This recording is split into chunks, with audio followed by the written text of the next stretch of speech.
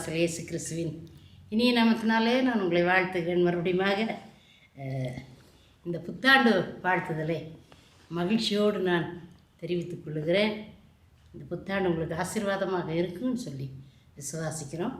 புத்தாண்டுக்கு தயாராக மாறுவோம். கண்களை மூடி ஜெபம் பண்ணுவோம். அன்பின் தகப்பனே, இந்த வேளையிலும் கூட கர்த்தாவே அடியாளை மறைத்து நீங்கள் பேசுங்க. நாங்கள் கேட்குறோம். இயேசுவின் மூலம் ஜெபிக்கிறோம் நல்ல பிதாவே. கர்த்தருடைய பரிசுத்த நாமத்துக்கு ஸ்தோத்திரம். புத்தாண்டில் பிரவேசித்திருக்கிறோம். அதற்கு முன்பாக எல்லா காரியத்திலும் நம்ம ஆயத்தப்படணுங்கிறது ரொம்ப மிக முக்கியம். படிப்பதற்கு ஆயத்தப்படணும்.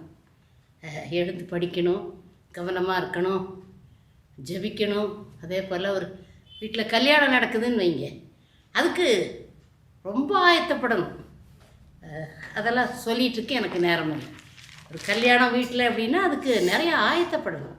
அப்போ தான் அந்த திருமணம் சிறப்பாக இருக்கும்.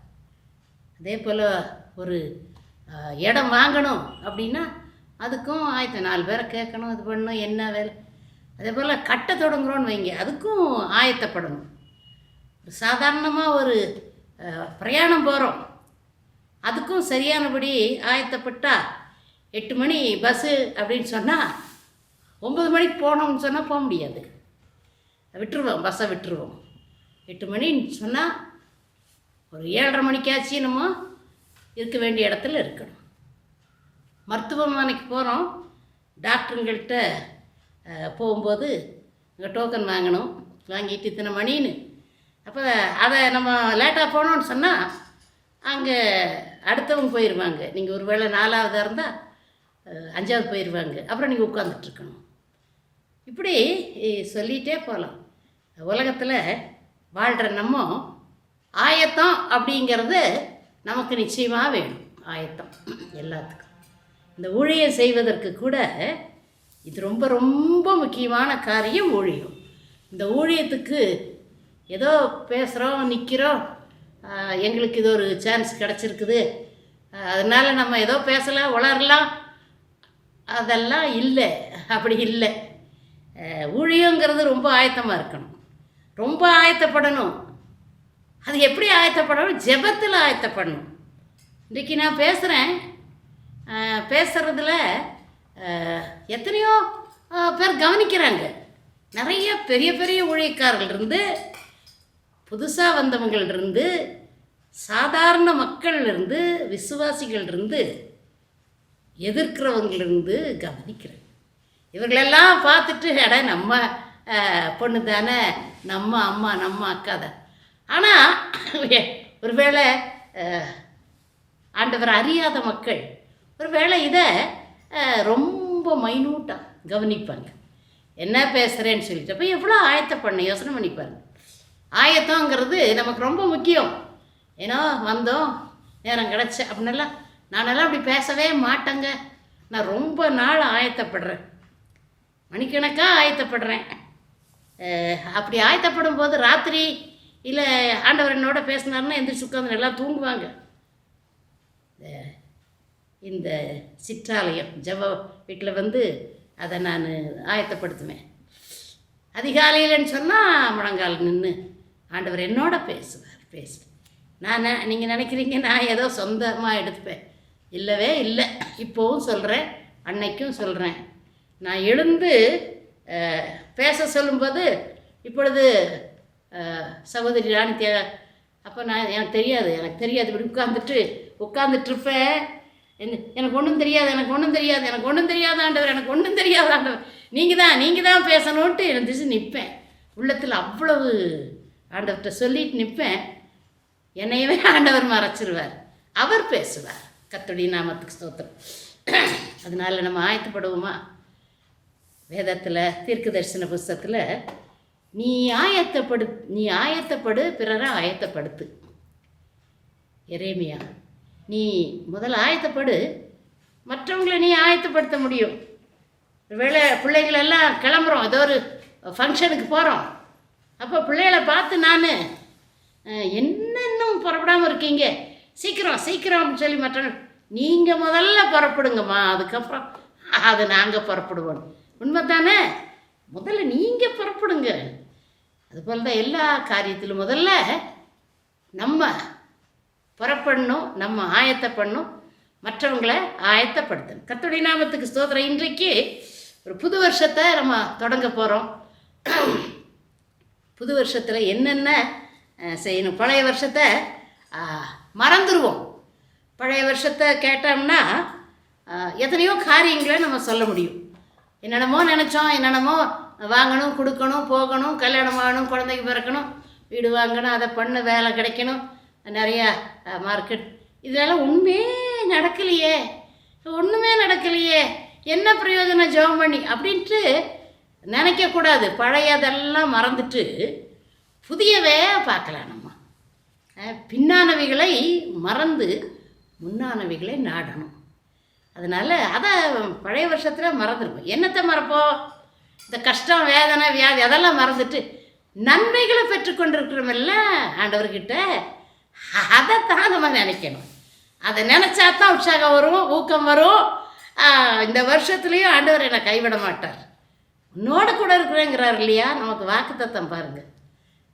உலகத்தின் முடிவு பரியந்தம் நீ என்னில இருந்தா நான் உன்னில கனி கொடுப்பாய், உலகத்தின் முடிவு பரியந்தம் நான் உன்னோடு இருப்பேங்கிறார். இந்த வானமும் பூமியும் ஒழிந்து போனாலும் இந்த ஆண்டவருடைய வார்த்தைகள் ஒழியாது, அழியாது. அது உண்மைங்க. அதை நான் நம்புகிறேன். நான் எங்கே வேணாலும் என்ன வேணாலும் போவேன், வருவேன். எனக்கு தெரியும், எனக்கு என்னோட கூட இருக்கிறவர் பெரியவர் என்றுச்சு. அவங்கள பார்த்து பயப்படுறேன், இவங்கள பார்த்து பயப்படுறேன், அதே நாடு அவர்களோடு இருக்கிறவர்களை காட்டிலும் உன்னோடு கூட இருக்கிறவர் பெரியவர் அப்படின்னு வாக்குத்தத்தம். நான் மோசையோடு கூட இருந்தது போல நான் உன்னோடும் கூட இருப்பேன். என்ன ஒரு ஆசீர்வாதமான மோசே தெரிந்தெடுக்கப்பட்டது.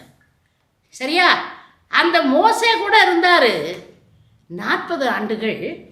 இப்போ பின்னால் வர்ற யோசுவா கூட சொல்கிறாரு, மோசே போல நீ அப்படியெல்லாம் இருக்க மாட்டேன் அப்படி இப்படின்ட்டு. சிலர் பாருங்க, அவர்களுக்கு முந்தினவர்கள் அவங்க மாதிரி நீங்கள் இல்லை, அவங்க மாதிரி நீங்கள் செய்ய. சிலர் கல்யாணமாகும், முதல் மனைவி இறந்து செத்து போயிடும். அப்போ இது 2வது மனைவி வந்தால் அவங்க மாதிரி நீ இல்லை அப்படி சொன்னால் கோபம் வருங்க. அப்படி ஆண்டவராக்கிய கர்த்தர் அப்படி சொல்லலைங்க. சொன்னார், நான் மோசையோடு கூட இருந்தேன், அவன் எவ்வளோ பாடுபட்டான்னு தெரியும், அவனோட முடிவு கூட வேதனை தான்.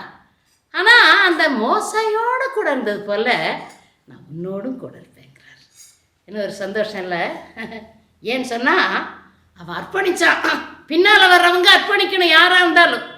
ஐயோ என்னை அவங்க நினைக்கணும், பாராட்டணும், நான் உண்மையாக இருக்கணும்.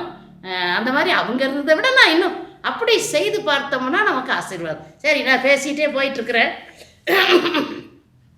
புது வருஷம் 2024 முடிச்சு 2025 நம்ம வாசலில் நின்றுட்டுருக்கிறார் ஆண்டவர். அல்லையா? கதவை திறக்கணும். வருஷம் என்னும் 25வது வருஷத்தின் கதவு திறக்கணும். உள்ளே இருக்கணும். நம்ம உள்ளே இருக்கிறோம். ஆண்டவர் நிற்கிறார் வாசலில். இப்போ திறப்போமா? சரி, அதுக்கப்புறம் நம்ம இவ்வளோ ஆயத்தப்பட்டு இருக்க இந்த ஒரு மாதம் அது செய்யணும், இது செய்யணும், பண்டிகை கொண்டாடணும், அங்கே போகணும், ஜாலியாக இருக்கணும். அது அந்த ஆயத்தம் இருக்கட்டும், நல்லது தான். உலகமே கொண்டாடுகிற ஒரே ஒரு பண்டிகை கிறிஸ்மஸ் தான். சரியா? அது இல்லைன்னு சொல்ல, அது கொண்டாட வேண்டியதுதான். ஆனால் இதிலேயே இருக்காமல் செய்ய வேண்டியதை செய்து செய்ய வேண்டாத செய்யக்கூடாது. அதனால செய்ய வேண்டியதே செய்யணும். இப்போ ஒரே நாளில் பண்டிகையை கொண்டாடி முடிச்சுடுவோம். அதை பண்ணி இதை பண்ணி அடுத்த நாள் காலையில் கிறிஸ்மஸும் தெரியாது, நியூ இயரும் தெரியாது, பழைய குருடி கதவை திறடிங்க. ஆனால் நம்ம எடுக்கிற தீர்மானங்கள் இருக்குதே, அதுதாங்க ஆரம்பம். இதெல்லாம் மறந்துடும். சாப்பாடு, துணிமணி, நகை நட்டு, அது இது ஜாலி அதெல்லாம் முடிஞ்சிடும். அடுத்த நாள் 31லேயும் முடிஞ்சிடும், 25லேயும் முடிஞ்சிடும். அப்போது அடுத்த ஸ்டெப் என்ன அப்படிங்கும்போது எடுத்த தீர்மானங்கள் அந்த மாதம் முழுவதும். கிறிஸ்மஸ்ன்னு சொன்னால் நமக்கு ஆயத்த மாதம், ஆயத்தம் எல்லாத்துக்கும் ஆயத்தப்படுமல்ல. அப்போது இதோட சேர்த்து இதையும் நம்ம செய்ய வேண்டியதை செய்யணும். அதனால் இப்போ ஆயத்தப்பட்டிருக்கிறீங்களா? நான் ஆயத்தப்பட்டிருக்கிறேன். நான் செய்யாத உங்களுக்கு சொல்கிறது இல்லை, நான் சொல்லாததை செய்யறதும் கிடையாது. சரியா? அதனால் இப்போ ஆயத்தப்பட்டிருக்கிறோம். மாதம் முழுவதும் ஆயத்தப்பட்டுட்டோம், பண்டிகையும் கொண்டாடிட்டோம். அதுக்கு மேலே ஒரு யோசனை இருந்துக்கிட்டே இருக்கணும். புது வருஷத்தை எத்தனையோ காரியத்தை அர்ப்பணிச்சிருக்கிறோம். புது வருஷத்தில் ஒருவன் கர்த்தருக்குள் இருந்தால்தான் புதிய சிருஷ்டியாக மாறுவாள். அப்போ நம்ம இந்த இந்த டிசம்பர் மாதத்தில் எல்லாத்தையும் செய்து முடிச்சுட்டு இப்போ உள்ளத்தில் ஒரு மாற்றம், வெளி மாற்றம் எல்லாம் முடிஞ்சிருச்சு.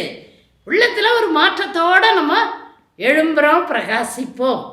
எழும்பி பிரகாசி, உன் ஒளி வந்தது. ஒளி வரும். ஏன் ஜெப வீட்டுக்குள்ளே வந்துச்சே, வரும். நீங்கள் கேட்க வேண்டாம், பார்க்க வேண்டாம். கர்த்தர் கொடுக்குற ஆசீர்வாதத்தில் தடையே இருக்காது. இப்போ நாங்கள் ஆயத்தப்பட்டிருக்கிறோம். ஆயத்தம் என்னென்ன ஆயத்தம்? சில பாவங்களை விடணும், அதுதான் ஆயத்தம். பல காரியங்களை கர்த்தருக்கு பிரியமில்லாததெல்லாம் விடணும். இப்போ எது கர்த்தருக்கு பிரியம் இல்லையோ அதை நான் விட ஆரம்பித்தேன். நான் ரட்சிக்கப்பட்ட உடனே எது கர்த்தருக்கு பிரியம் இல்லையோ எது அது எனக்கு ரொம்ப பிரியமாக இருக்கும், எனக்கு ரொம்ப சந்தோஷமாக இருக்கும். அந்த காரியங்களை நினைக்கும் போது ரொம்ப மகிழ்ச்சியாக இருக்கும். அப்படியே கனவு காணுவேன். இது ஆபிரகாம் கொல்ல சாய்ந்து அந்த தேசத்தை பார்த்து, போச்சன தேசத்தை பார்த்து சந்தோஷமாக மனப்பூர்வமாக நன்றி சொன்னேன். அதுபோல் உள்ளத்தில் எனக்கு ஒரு அந்த எண்ணங்கள் வரும். அப்போ அந்த பழசெல்லாம் நான் விட்டுருவேன். எனக்கு எது ரொம்ப பிரியம், அந்த பிரியம் எல்லாம் நான் மாற்றிக்குவேன். அந்த பிரியம் எல்லாம் அதுதான் நான் கடவுளுக்கு பிரியமானவன்.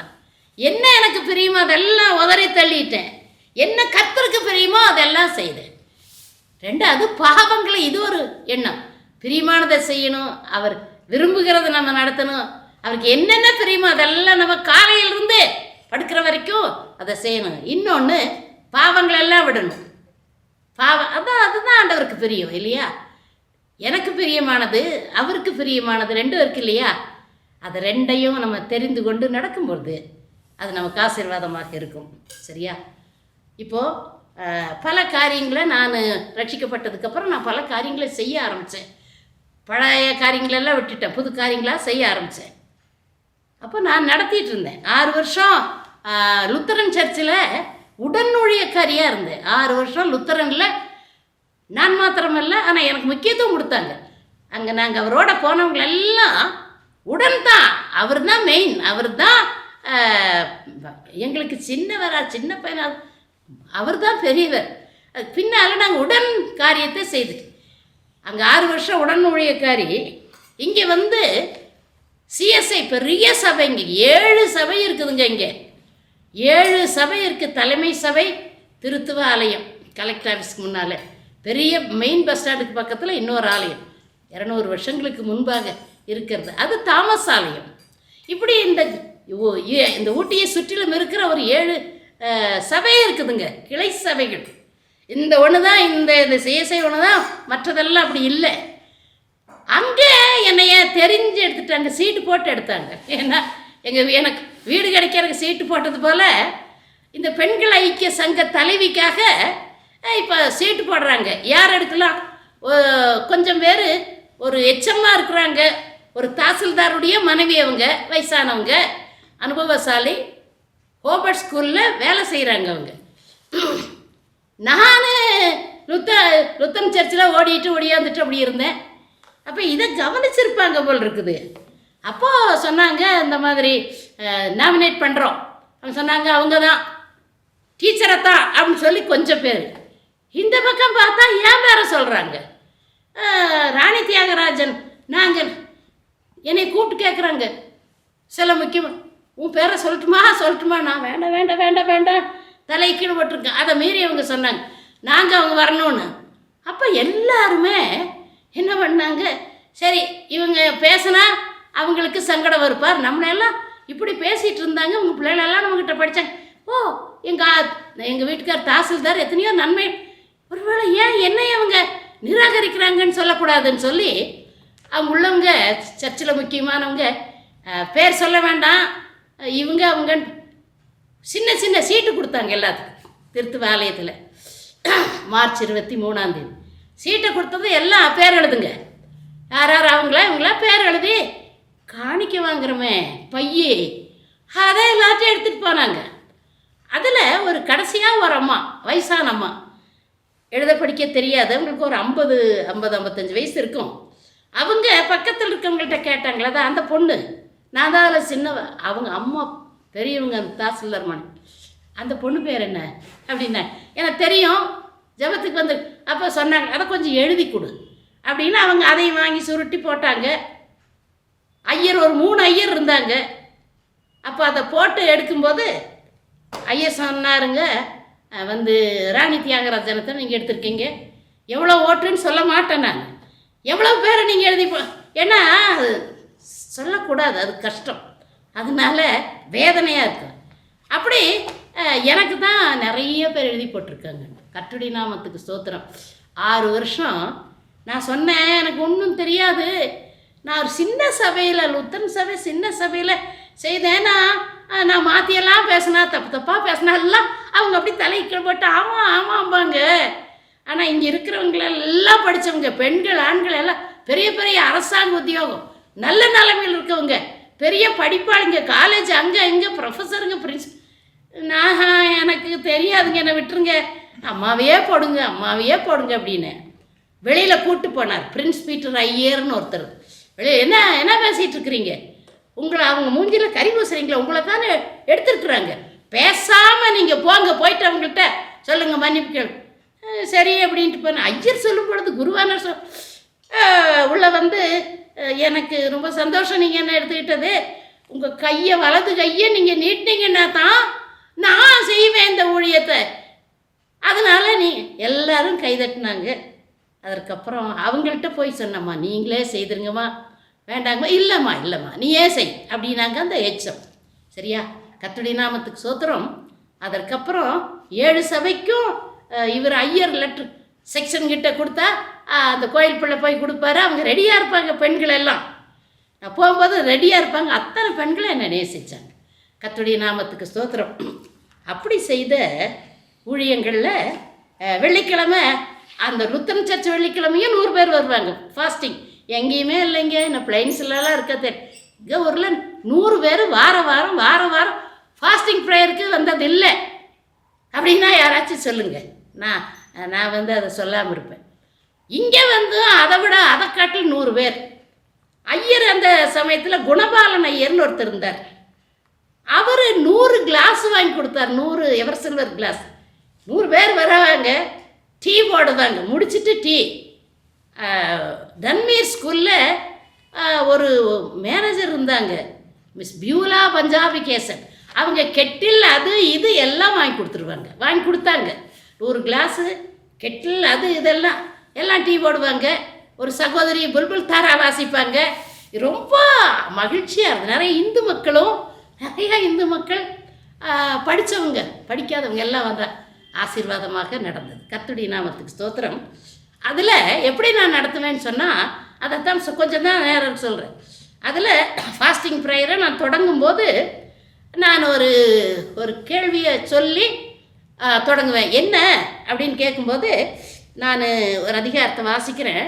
அப்போஸ்தலர் 4ஆம் அதிகாரம் 31வது வசனத்தை நான் வாசிக்கிறேன். 31, 32. அப்போஸ்தலர் 4ஆம் அதிகாரம் 31, 32. அவர்கள் ஜெபம் பண்ணின போது அவர்கள் கூடியிருந்த இடம் அசைந்தது. அவர்கள் எல்லாரும் பரிசுத்த ஆவியினால் நிரப்பப்பட்டு தேவ வசனத்தை தைரியமாய் சொன்னார்கள். விசுவாசிகளாகிய திரளான கூட்டத்தார் ஒரே இருதயமும் ஒரே மனமும் உள்ளவர்களாயிருந்தார்கள். ஒருவனாகிலும் தனக்குள்ளவைகளில் ஒன்றையும் தன்னுடைய நின்று அது இல்லை, அது போதும், ஒரு மனமாக இருந்தாங்க. அவங்க அப்படி ஜெபம் பாருங்க. 32 வந்து ஒரே இருதயமும் ஒரே மனம். அப்போ ஒரு மனம். அதனால இவங்கள்ட்ட சொல்லுவேன் நான், இப்போ எல்லாம் நம்ம முதல்ல ஜெபம் பண்ணிடலாம், ஒரு மனதோடு ஜெபம் பண்ணலாம், ஒரு மனப்பட்டு ஜெபம் பண்ணலாம். மத்தேயு 18 அதிகாரம் 19, 20. பூமியில் எந்த காரியத்தை குறித்த வசனம் சொல்றதுக்கு நேரமில்லை. பூமியில் எந்த காரியத்தை குறித்தாகிலும் ஒருமனப்பட்டிருந்தால் பரலோகத்தில் இருக்க பிதா அதை செய்வார். மற்ற எழுதுனது 18 அதை எடுத்து வாசிங்க. அப்போ இதையெல்லாம் சொல்லி எனக்கு ரொம்ப பிரியம் ஒருமனப்பட்ட ஜெபம். இப்போ யாராச்சும் என்கிட்ட ஜெபம் பண்ணுவோமோ, நீங்கள் தான் அப்படிங்கும்போது நீங்களும் ஜெபம் பண்ணணும். உங்கள் பசிக்கு நான் சாப்பிட்டா போதுமா? நீங்கள் பண்ண சரிங்க அப்படின்னா பண்ணுங்க. அப்படி ஒருமனப்பட்ட ஜெபம்.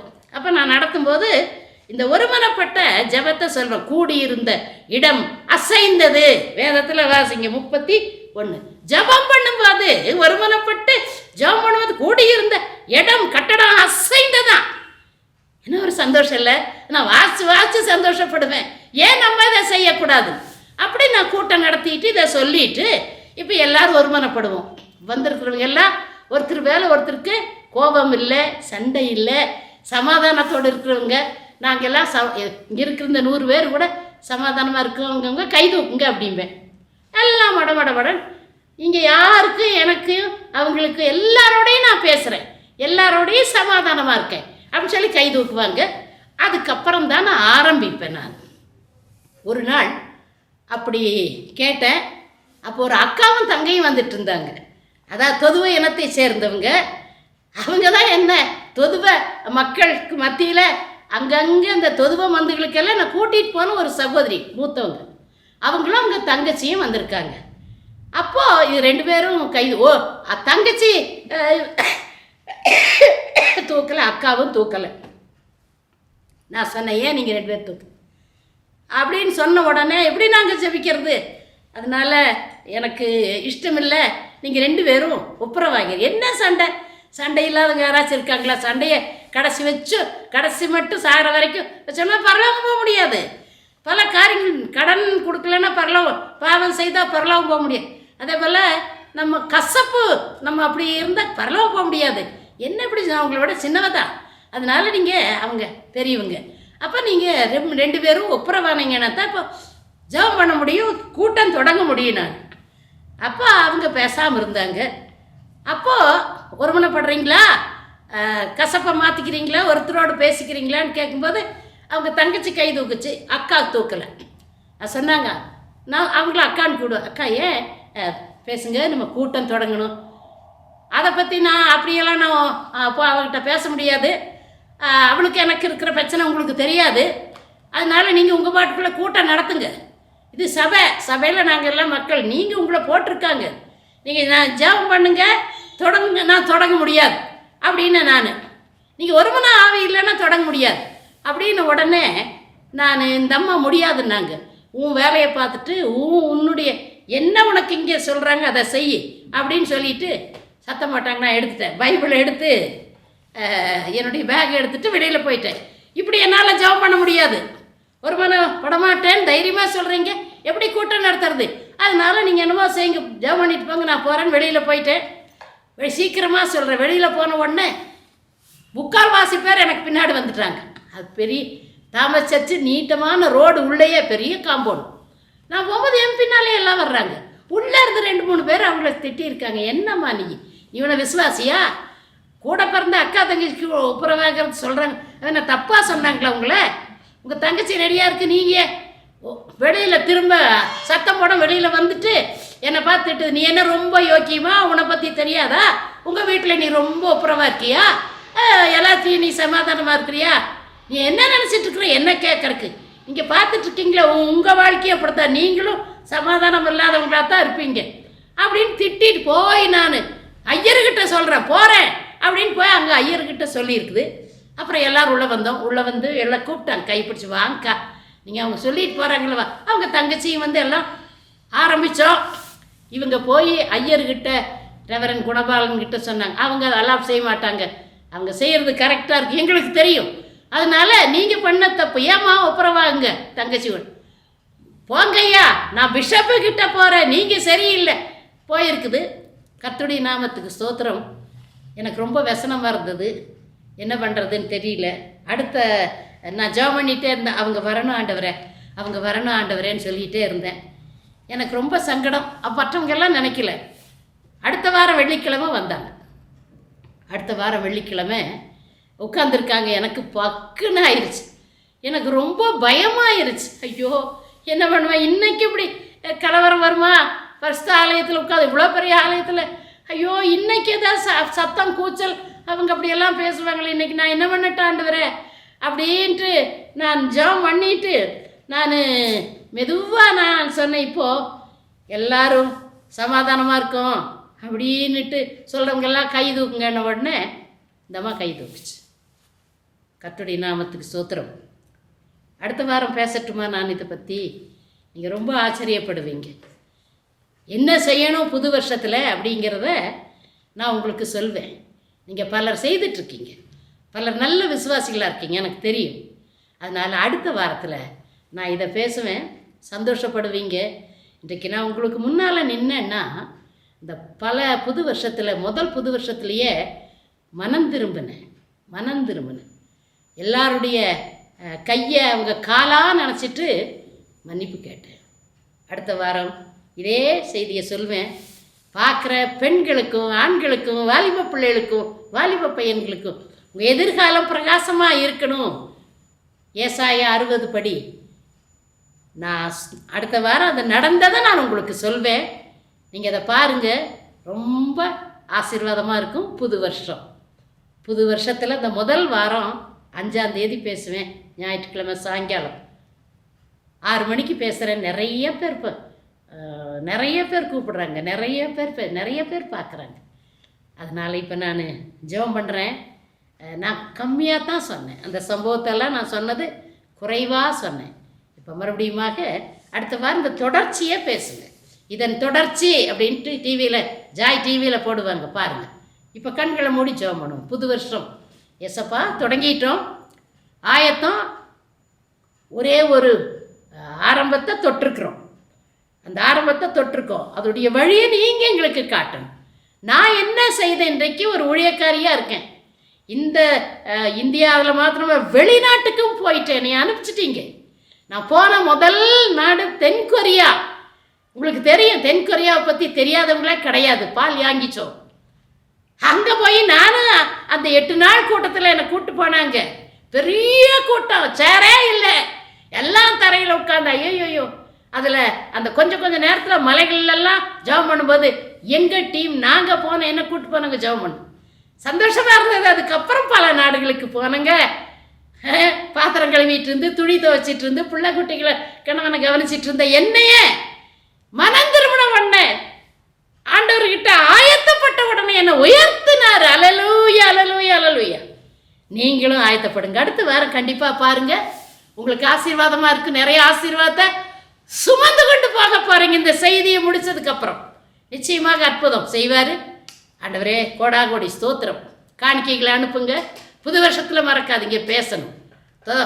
துதிக்கண மகிமையெல்லாம் நீர் எடுத்துக்கொள்ள. இயேசுவின் மூலம் ஜெபிக்கிறோம் நல்ல பிதாவே, ஆமென். ஊழியங்களை உங்கள் ஜெபத்தினாலும் உதாரத்துவமான காணிக்கைகளினாலும் தாங்கும்படி பட்சமாய் கேட்டுக்கொள்கிறோம். மேலும் இந்த ஊழியத்தின் கட்டிட நிதிக்காக சகோதரி Esther Selvarani Canara bank account number 623221005010 IFSC code CNR B00162330 Charing Cross Branch ஊட்டி 603001.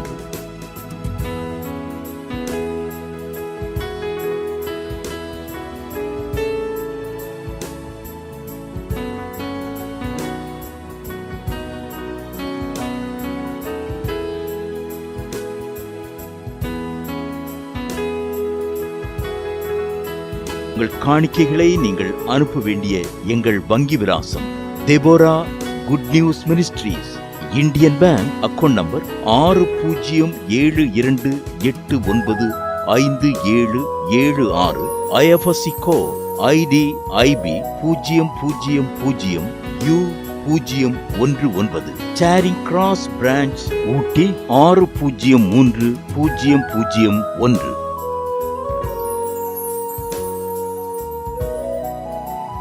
மேலும் எங்களுடைய போன்பே எண்கள் 9443604157. கர்த்தர்தாமே உங்கள் அனைவரையும் ஆசீர்வதிப்பாராக. கேட்ட செய்தி உங்களுக்கு மிகவும் ஆசீர்வாதமாய் இருந்திருக்கும் என்று நம்புகிறோம். அன்பானவர்களே, உங்கள் ஜெபத் தேவைகளுக்கும் மேலும் ஆலோசனைகளுக்கும் நீங்கள் தொடர்பு கொள்ள வேண்டிய எங்கள் விலாசம்: சகோதரி எஸ்தர் செல்வராணி, இரக்கத்தின் வாசல் இயேசு ஊழியங்கள். செல்போன் 9443600415 7.